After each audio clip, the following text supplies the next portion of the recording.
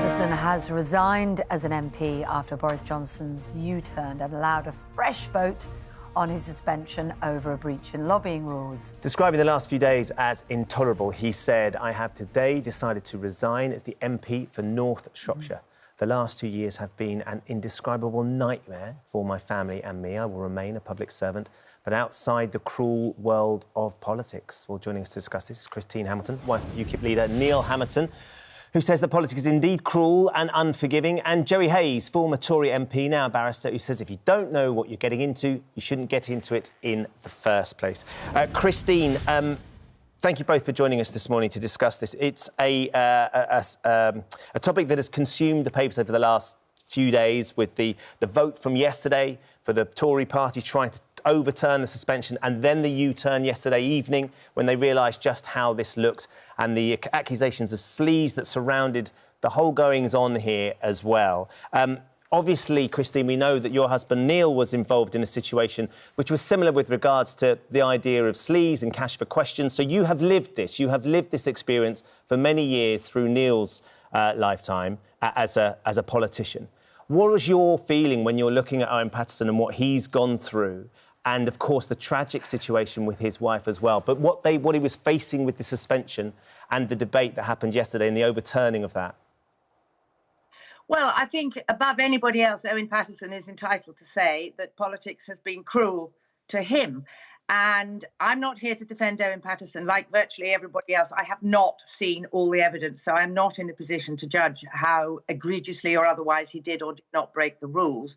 But I do think he's entitled to say it's cruel. He's been tried by a partisan court headed over by a career quangocrat who has no legal training whatsoever. And the process that has been long and drawn out has driven his wife to suicide. Now, as he says, nobody will ever know quite why she committed suicide, but he'd know her best. And I think he will have seen the strain that she's under. So I think Owen, of all people, is entitled to say that politics has been very cruel to him. I agree with Jerry that if you can't stand the heat, don't get in kitchen. And I mean, God knows why anybody goes into politics, frankly. But I think, it can be a very cruel world. It's an unforgiving world. And I think Owen's problems have been compounded by the absolutely shambolic way that our apology for Prime Minister Boris Johnson has handled this. I mean, talk about turning up the spit that Owen was already being roasted upon. I mean, it's been an absolute shambles, and I'm not surprised that Owen got to the stage when he just felt, I can't cope any longer. What's the point? It is absolutely devastating what he's been through, and he said, at the very least, in part, it would have affected Rose and the horrific event of her taking her own life. However, trying to sort of step aside from that a little bit, because it's so overwhelming, that tragedy, that you have nothing on that level but sympathy for Owen Paterson, don't you? If he was in politics, found to be a question mark over whether he was breaking rules, a process was conducted that found him to be breaking those rules, whatever you make of, Catherine Stone and whether she was right or wrong, and all those people involved that did it, and whether they were partisan. That in itself, is that any different from any other industry?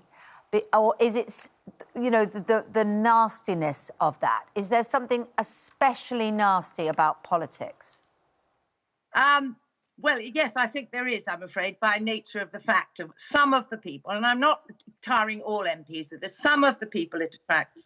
And when they scent blood on the other side, they go for it. And by goodness, they scent blood with Owen. As I say, I'm not getting into whether he's guilty or not. I simply don't know. But I think it's a bear pit. It's like a gladiatorial ring, and both sides. Well, I say both sides. There are several sides. They put their gladiators into the ring, and some of them are not satisfied until they've drawn blood. And I just think the process by which they have drawn blood, literally in this case, is so flawed. It needs to be addressed immediately. Let's put that to Jerry. Jerry, we've had lots of people getting in touch this morning. Hassan makes an interesting point, saying it's funny how Owen Paterson calls this a cruel world. Now he's been found out. He was happy to move in that cruel world for many years when it suited him. Is there anything about what's happened to him that he couldn't have expected to happen, that as politicians you all understand you're going to be held to a certain standard and you will be investigated if there are question marks about your behaviour? Of course. What does he expect those people who paid him £100,000 to get in return? The golden rule in politics, as in everything else, don't do anything that you don't want to see on the front page of the Daily Mail. The trouble is, I mean, Christine actually sorted it out quite well by saying, just look at the Prime Minister. If you've got a Prime Minister who has no principles, no shame and no judgment, you are going to be in a bit of a mess. And there is a culture in Westminster which really has to stop. I thought it had stopped ages ago, but it hasn't. And that is, once you've left ministerial office, you're entitled to fill your boots. You're not. But this, you know, is the tip of the iceberg, the real tip of the iceberg. Okay. I find myself in defence of politicians here, but which is not necessarily my position. I just want to point out to people in this instance. But, you know, when people leave an industry because they've decided to move on and they want to make money, like you say, when they've left a ministerial position or they've moved into another area, they have a right to the rest of their life, don't they? And when you say people should know what they're getting into, how often have people in any walk of life taken on a job not really realising what was involved and the brutality of it? I'm sure people thought they'd be under public scrutiny, but we've seen in other areas, moving away from Owen, shocking situations of what families of politicians have to go through.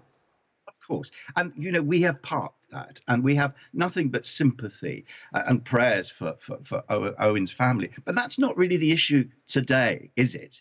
The issue is there is a culture of people filling their boots still, and it has to be stopped. And this is the tip of the iceberg. I don't want to keep repeating this, but this is not the first story you are going to hear. And there is a danger that Boris Johnson was accused of actually trying to shift the system of investigation in favour of certain people. And that is wrong. Christine, when Neil, the situation happened for your husband, Neil, the other parties decided that they weren't going to stand against him, and Martin Bell stood as an anti-sleaze candidate and won Neil's seat from him with a convincing majority. Would you expect that to happen again? I mean, we had Jackie Smith saying, actually, it's quite difficult to organise that with the other parties. But from your political experience as the wife of somebody who's been through something like this, could you see that happening here?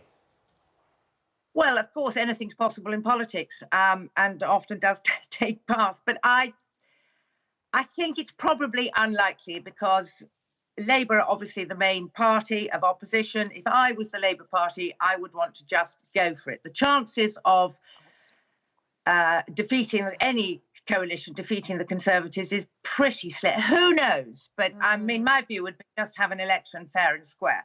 But you know, sorry, keeps bringing that to, you know, what has or hasn't done and what MPs should or shouldn't do outside politics. That's not really what we're talking about. We're talking about whether politics is cruel. Yeah. And he touched on the impact on family members. And we have seen so many examples of divorces and goodness knows what. I mean, it is a very tough world. And can I ask what it was like for you when Neil was going through it? What things happened to you, you know, that made you find life very hard?